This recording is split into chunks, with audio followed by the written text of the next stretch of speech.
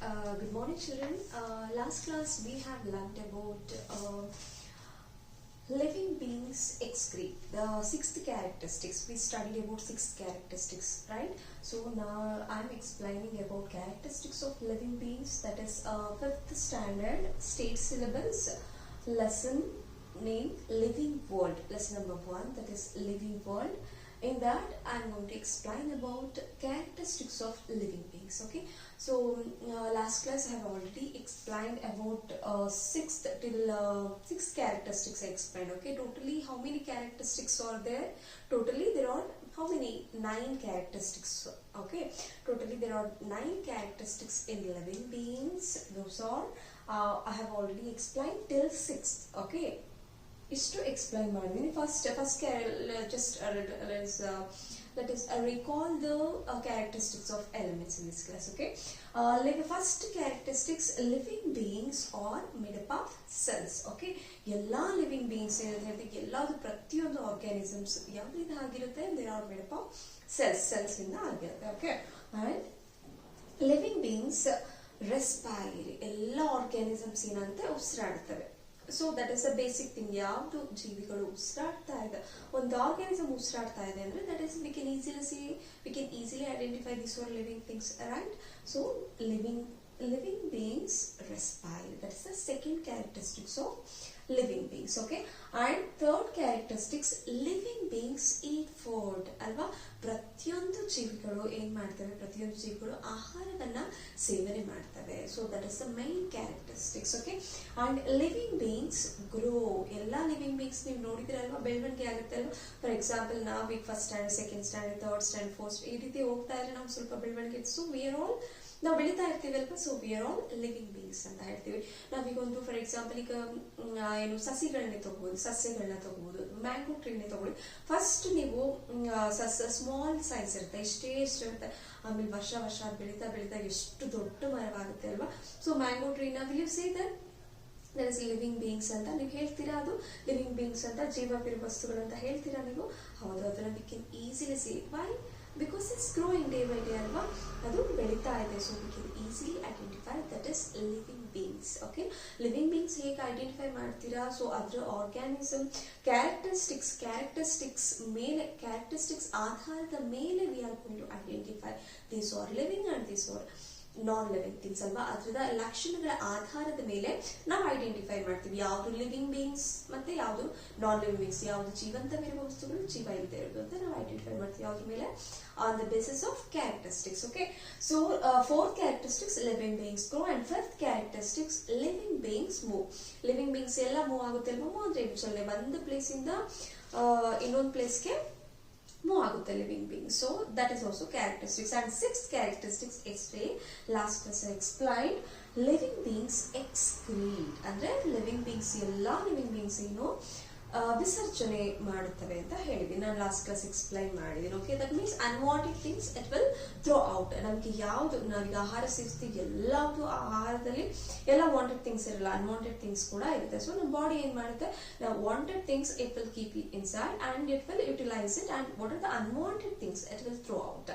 Unwanted things ಯಾವ್ದಿರುತ್ತೆ ಅದನ್ನ ಹೊರಗಡೆ ಆಗುತ್ತೆ. So this the process. So on the base of these characteristics we can easily say or living beings. Okay, 6 characteristics ನಾನು ಹೇಳಿದ್ದೀನಿ. just 7, 8, 9. okay, 7, 8, 9 only. There are 3 characteristics remaining. Okay, so next 7 characters. So today in this class let us study about 7 characteristics living beings reproduce. Okay, living beings ಏನು reproduce ಅಂದ್ರೆ ಏನು ಕನ್ನಡದಲ್ಲಿ ನಾವೇನಂತ ಹೇಳ್ತೀವಿ, ಜೀವಿಗಳು ಸಂತಾನೋತ್ಪತ್ತಿ ಮಾಡುತ್ತವೆ ಅಲ್ವಾ. ಇದು ಕೂಡ ಒಂದು ಇಂಪಾರ್ಟೆಂಟ್ ಕ್ಯಾರೆಕ್ಟರಿಸ್ಟಿಕ್ಸ್.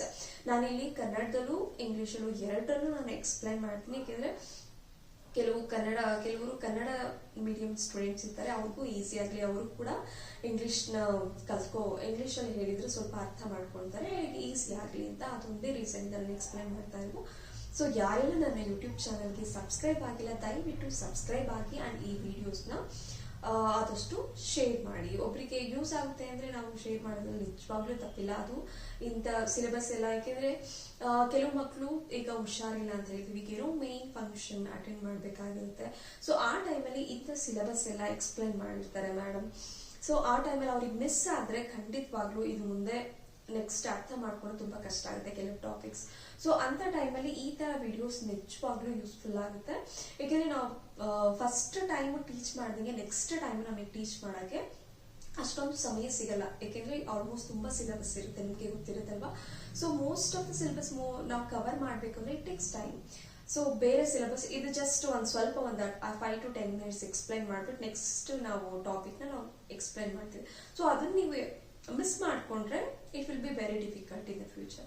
ಸೊ ಅದಕ್ಕೋಸ್ಕರ ಯಾರ್ಯಾರ ಮಕ್ಕಳು ಆಬ್ಸೆಂಟ್ ಆಗ್ತಾರೆ, ಕೆಲವು ಸಿಲೆಬಸ್ ಅರ್ಥ ಆಗಿರಲ್ಲ, ಅವರಿಗೆ ಈಸಿ ಆಗಲಿ ಅನ್ನೋ ಒಂದೇ ಒಂದು ಉದ್ದೇಶದಿಂದ ನಾನು ಇದನ್ನ ಕ್ಲಾಸಸ್ನ ಮಾಡ್ತಾ ಇದ್ವಿ. ಸೊ ದಯವಿಟ್ಟು ಇದನ್ನ ಯಾರಿಗೆ ತುಂಬಾ ನೆಸೆಸರಿ ಇದೆ ಮಕ್ಕಳಿಗೆ ದಯವಿಟ್ಟು ಅವ್ರಿಗೆ ಶೇರ್ ಮಾಡಿ. ಯಾಕೆಂದ್ರೆ ಕನ್ನಡ ಇಂಗ್ಲಿಷ್ ಎರಡರಲ್ಲೂ ಎಕ್ಸ್ಪ್ಲೈನ್ ಮಾಡ್ತಿರೋದ್ರಿಂದ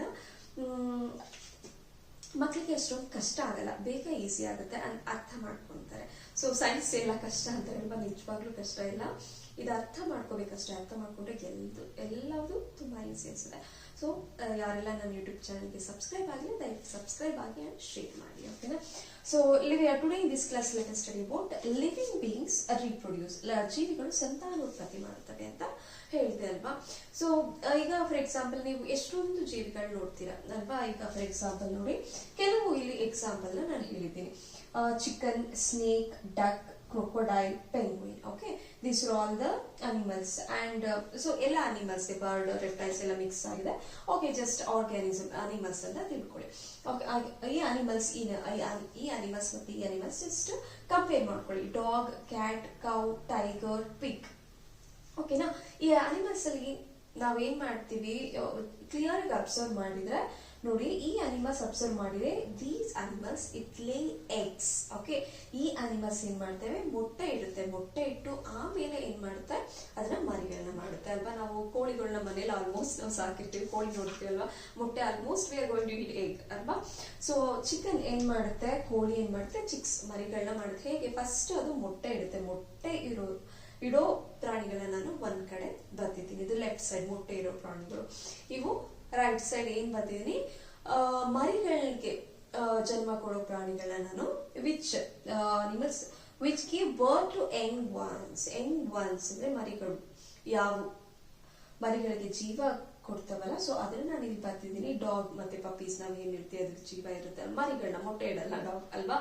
ಸೊ ಮರಿಗಳಿಗೆ ಒಂದು ಪುಟಾಣಿ ಮರಿ ನೋಡ್ತೀವಿ ಅಲ್ವಾ ನಾವು. ಸೊ ಕ್ಯಾಟ್ ಕಿಟನ್, ಅದ್ರ ಮರಿಗೆ ಕಿಟನ್ ಅಂತ ಹೇಳ್ತೀವಿ. ನೀವು ಬೆಕ್ಕು ನೋಡಿರ್ಬೋದಲ್ವಾ, ಬೆಕ್ಕು ಏನ್ ಮಾಡುತ್ತೆ, ಅದ್ರ ತರನೇ ಓಲೋ ತರ ಒಂದು ಬೆಕ್ಕಿನ ಮರಿ ತರ ಅದ್ರ ತರನೇ ಓಲುವಂತ ಒಂದು ಕಿಟನ್ ಇರುತ್ತೆ. ಅಂಡ್ ಕೌ ಕೂಡ ನಾವು ನೋಡಿದ್ವಲ್ಲ, ಅದು ಕಾಫ್ ಅಂದ್ರೆ ಅದ್ರ ಮರಿಗೆ ನಾವೇನಿರ್ತೀವಿ, ಮರಿಗೆ ನಾವು ಕಾಫ್ ಅಂತ ಹೇಳ್ತೀವಿ, ಓಕೆನಾ. ಅಂಡ್ ಟೈಗರ್ ಕೂಡ ನೋಡಿದ್ರೆ ಕಬ್ ಅಂತ ಹೇಳ್ತೀವಿ ಅದ್ರ ಮರಿಗೆ. ಅಂಡ್ ಪಿಗ್ ಕೂಡ ಏನು ನಾವು ಪಿಗ್ಲೆಟ್ ಅಂತ ಹೇಳ್ತೀವಿ. ಸೊ ಇದೆಲ್ಲ ಏನು ಇಲ್ಲಿ ರೈಟ್ ಸೈಡ್ ನಾನು ಬರ್ತಿರೋ ನೀವು, ಇಟ್ ಗಿವ್ಸ್ ಬರ್ತ್ ಯಂಗ್ ಒನ್ಸ್ಗೆ ಜೀವ ಕೊಡುತ್ತೆ, ಓಕೆನಾ. ಅಂದ್ರೆ ಮರಿಗಳಿಗೆ ಜೀವ ಕೊಡುತ್ತೆ. ಬಟ್ ಇದೆಲ್ಲ ಏನಿರುತ್ತೆ, ಮೊಟ್ಟೆ ಇಟ್ಟು ಆಮೇಲೆ ಕಾವು ಕೊಟ್ಬಿಟ್ಟು ಅದನ್ನ ಮರಿ ಮಾಡುತ್ತೆ. Okay, there is a difference. Okay, and here what they are observe the organism that the young ones in the echo pictures. Okay, ನಿಮ್ಮ ಟೆಕ್ಸ್ಟ್ ಬುಕ್ ಅಲ್ಲಿ ನಾನು ಸ್ಟೇಟ್ ಸಿಲೆಬಸ್ ಎಕ್ಸ್ಪ್ಲೈನ್ ಮಾಡ್ತಿರೋದ್ರಿಂದ ಸೊ ಎಲ್ಲ ನಿಮ್ಮ ಟೆಕ್ಸ್ಟ್ ಬುಕ್ ಒಂದ್ಸಲ observe ಮಾಡಿ. ಅಲ್ಲಿ picture ಕೊಟ್ಟಿದ್ದಾರೆ, living bakes reproduce ಅಂತ ಎಲ್ಲಾವುದು ಕೊಟ್ಟಿದ್ದಾರೆ, ನೀವು ಅಬ್ಸರ್ವ್ ಮಾಡಿ ಒಂದ್ಸಲ. Young ones of each organism resemble that respective organism.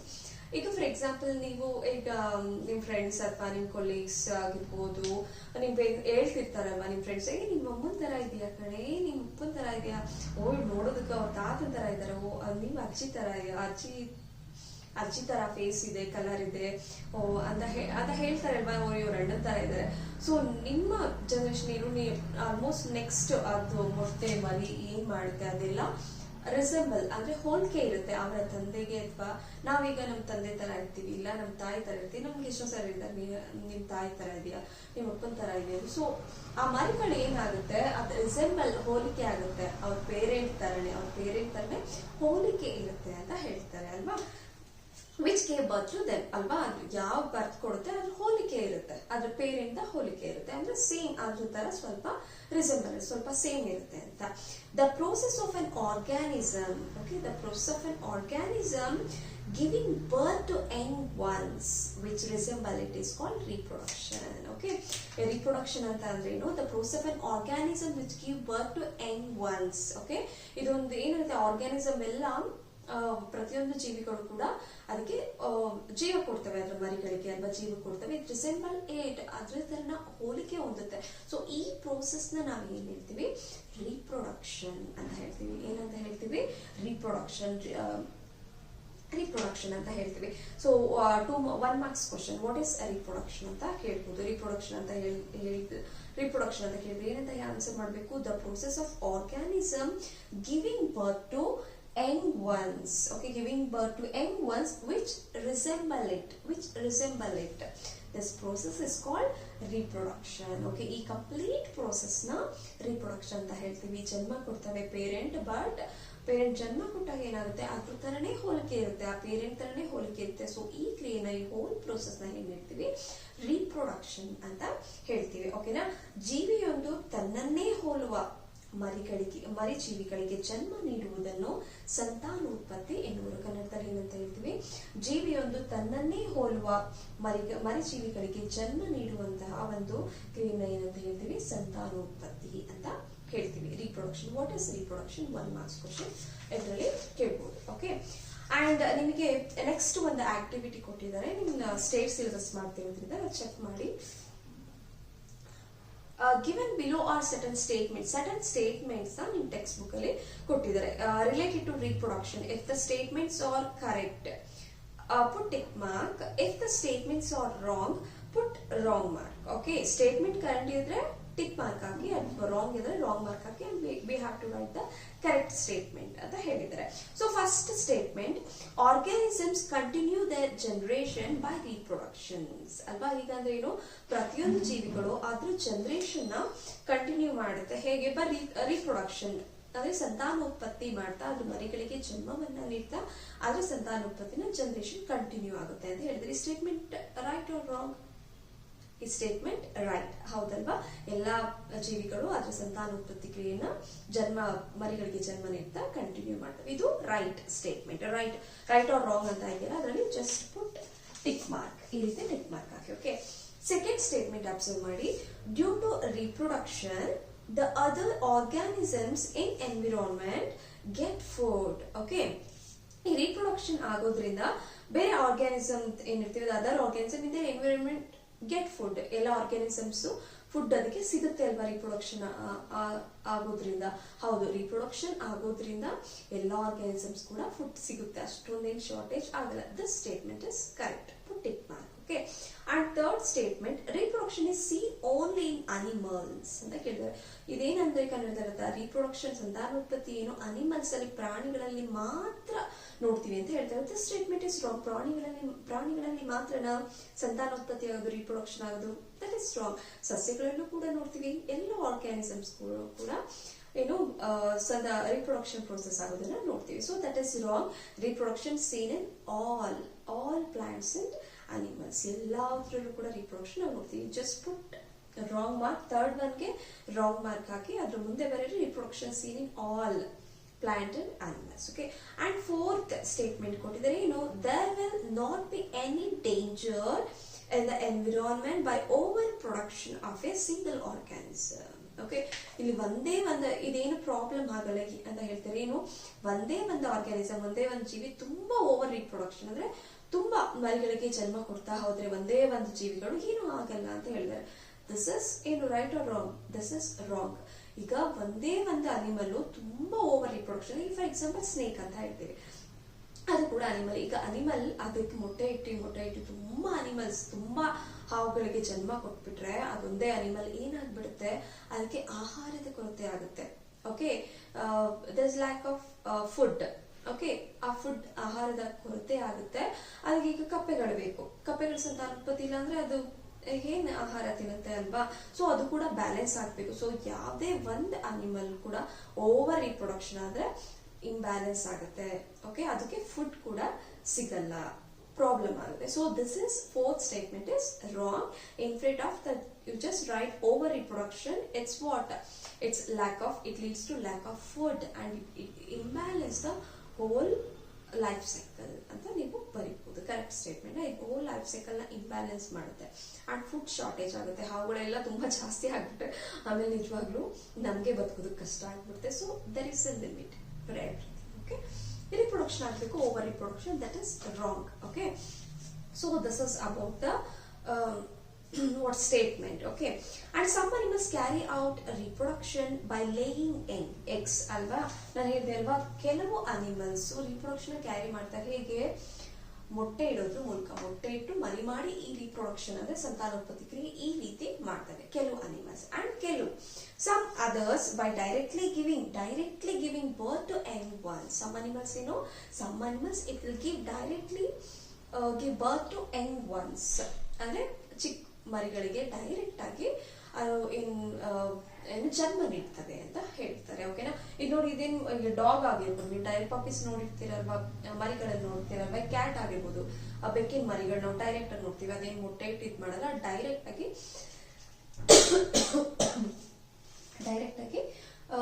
ಏನು ಮರಿಗಳಿಗೆ ಜನ್ಮ ನೀಡುತ್ತೆ. ಅಂಡ್ ಕೌ ಕೂಡ, ಹಸು ಆಲ್ಮೋಸ್ಟ್ ನಾವೆಲ್ಲರೂ ಮನೆಯಲ್ಲೇ ಇರುತ್ತೆ, ನಾವು ನೋಡಿದೀವಿ ಡೈರೆಕ್ಟ್ ಆಗಿ. ಓಕೆನಾ? ಅಂಡ್ ಟೈಗರ್, ಪಿಗ್ ಇವೆಲ್ಲವೂ ಅಷ್ಟೇ, ಇವು ಈ animals directly give birth to young ones, ಮರಿಗಳಿಗೆ ಜನ್ಮ ನೀಡುವ ಪ್ರಾಣಿಗಳು. ಇನ್ನು ತುಂಬಾ ಇದೆ. ಜಸ್ಟ್ ಇಟ್ ಈಸ್ ಏನಪ್ಪ, I think you can list out dog, cat, cow, tiger, pig, which one it gives to birth young ones. Right one you can write it, and left side you can write those are like eggs. Okay, so this is the example we can give for this living beings reproduce. I hope you're all understanding. ನಿಮ್ಗೆ ಅರ್ಥ ಆಗ್ತಿದೆ ಅಂತ ಅನ್ಕೊಂಡಿದ್ದೀನಿ. ಯಾಕೆಂದ್ರೆ ನಾನು Kannada English ಎರಡರಲ್ಲೂ ಕೂಡ ಕೆಲವೊಂದು ವರ್ಡ್ಸ್ ಮೇಲೆ ಕೂಡ ನಾನು ಸರ್ಚ್ ಮಾಡಿ, ಪರ್ಟಿಕ್ಯುಲರ್ ಅದೇ ವರ್ಡ್ ಸರ್ಚ್ ಮಾಡಿ ನಿಮ್ಗೆ ಈಸಿ ಆಗಲಿ ಅಂತ ಹೇಳ್ತಾ ಇದ್ದೀನಿ. ಸೊ ನಿಮ್ಗೆ ಟೈಮ್ ಸಿಕ್ಕಾಗೆಲ್ಲ ನೀವು ಈ ವಿಡಿಯೋಸ್ನ ನೋಡಿ and topic try to understand 2 to 3 time ಕೂಡ ನೋಡಿ, ನಿಮ್ಗೆ ಈಸಿಯಾಗಿ ಅರ್ಥ ಆಗುತ್ತೆ. ಅಂದ್ರೆ ಇದ್ರ ರಿಲೇಟೆಡ್ ವಿಡಿಯೋಸ್ ಎಲ್ಲ ನಾನು ಪ್ಲೇ ಲಿಸ್ಟ್ ಅಲ್ಲಿ ಅಪ್ಲೋಡ್ ಮಾಡಿದ್ದೀನಿ. ನಾನು ವಿಡಿಯೋಸ್ಗೆ ಹೋದ್ರೆ ಪ್ಲೇ ಲಿಸ್ಟ್ ಅಂತ ಒಂದು ಆಪ್ಷನ್ ಇರುತ್ತೆ. Okay, Netra Shetty YouTube channel ಅಂತ ಹೋದ್ರೆ ಪ್ಲೇ ಲಿಸ್ಟ್ ಅನ್ನೋದು ಆಪ್ಷನ್ ಇರುತ್ತೆ. ಆ ಪ್ಲೇ ಲಿಸ್ಟಿಗೆ ಹೋದ್ರೆ ಈ ಲಿವಿಂಗ್ ವರ್ಲ್ಡ್ ಅಂತ ಒಂದು ಲೆಸನ್ಗೆ ನಾನು ಏನ್ ಮಾಡಿದ್ದೀನಿ, ಬೇರೆ ಅದ್ರ ರಿಲೇಟೆಡ್ ಎಲ್ಲಾ ವಿಡಿಯೋಸ್ನ, ಲಿವಿಂಗ್ ವರ್ಲ್ಡ್ ಚಾಪ್ಟರ್ ಲೆಸನ್ ವಿಡಿಯೋಸ್ನೇ ಒಂದಕ್ಕೆ ನಾನು ಅಪ್ಲೋಡ್ ಮಾಡಿದ್ದೀನಿ. ಸೊ ನೀವು ಅದನ್ನೊಂದು ಕ್ಲಿಕ್ ಮಾಡಿದ್ರೆ ಎಲ್ಲ 6 to 7 ವಿಡಿಯೋಸ್ ಬರುತ್ತೆ. ಯಾಕಂದ್ರೆ ನಾನು ತುಂಬಾ ವಿಡಿಯೋಸ್ ಅಪ್ಲೋಡ್ ಮಾಡ್ತೀನಿ. if you are going through that you will get confusion because ನಿಮಗೆ ರಿಲೇಟೆಡ್ ಟಾಪಿಕ್ ಬೇಕು ಅಂದ್ರೆ ಜಸ್ಟ್ ವಿಡಿಯೋಸ್ ಓನ್ಲಿ ನಿಮಗೆ ಏನು ಸಿಲೆಬಸ್ ವಿಡಿಯೋಸ್, ಈ ಕಂಟೆಂಟ್ ವಿಡಿಯೋಸ್ ಬೇಕು ಅಂದ್ರೆ ನೀವು ಪ್ಲೇ ಲಿಸ್ಟ್ ಹೋಗಿ, ಪ್ಲೇ ಲಿಸ್ಟ್ ಅಲ್ಲಿ ಒಂದು ಈ ರೀತಿ ಆಪ್ಷನ್ ಇರುತ್ತೆ ನೋಡಿ,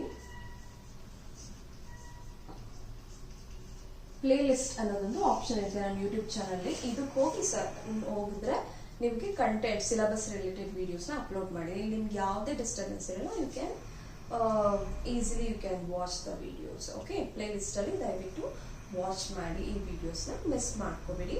ಅಂಡ್ ಲಾಸ್ಟ್ ಕ್ಲಾಸ್ ಎಲ್ಲ living beings are made of cells ಇದೆಲ್ಲ ಡೀಟೇಲ್ ಆಗಿ ಎಕ್ಸ್ಪ್ಲೈನ್ ಮಾಡಿದೀನಿ. ಮತ್ತೆ ಎಕ್ಸ್ಪ್ಲೈನ್ ಮಾಡಿದ್ರೆ ಐ ಥಿಂಕ್ ಇದು ಟೈಮ್ ವೇಸ್ಟ್ ಅನ್ಸುತ್ತೆ ಮತ್ತೆ ಎಕ್ಸ್ಪ್ಲೈನ್ ಮಾಡಿದ್ರೆ. ಯಾಕೆಂದ್ರೆ ನೀವು ವಿಡಿಯೋಸ್ ಬೇಕು ಅಂದ್ರೆ ಮತ್ತೆ ಮತ್ತೆ ನೋಡ್ಬೋದು, ಆಲ್ರೆಡಿ ಎಕ್ಸ್ಪ್ಲೈನ್ ಮಾಡಿದೀನಿ. So no need, I think it is not necessary to explain again and again. Okay, okay, thank you children. So today in this class we have learnt about living beings reproduce. Living beings reproduce ಅಂದ್ರೆ ಜೀವಿಗಳು ಸಂತಾನೋತ್ಪತ್ತಿ ಮಾಡ್ತವೆ ಅನ್ನೋದನ್ನ ನಾವು ಈ class ಅಲ್ಲಿ ಕಲ್ತ್ಕೊಂಡ್ವಿ. Okay, so next class let us study about plants reproduce through seeds and stems. Seeds ಮತ್ತೆ stems ಇಂದ reproduction process ಅದ್ರ ಬಗ್ಗೆ ತಿಳ್ಕೊಂಡು next life cycle of A plant. Okay, ಈ ಪ್ಲಾಂಟ್ ಲೈಫ್ ಸೈಕಲ್ ಇದೆ, ಅದು ಹೇಗೆ ಬೆಳೆಯುತ್ತೆ, ಅದೊಂದು ಸ್ಮಾಲ್ ಲೈಫ್ ಸೈಕಲ್ ಇದೆ. that tomorrow classes I am going to explain. Okay, thank you children.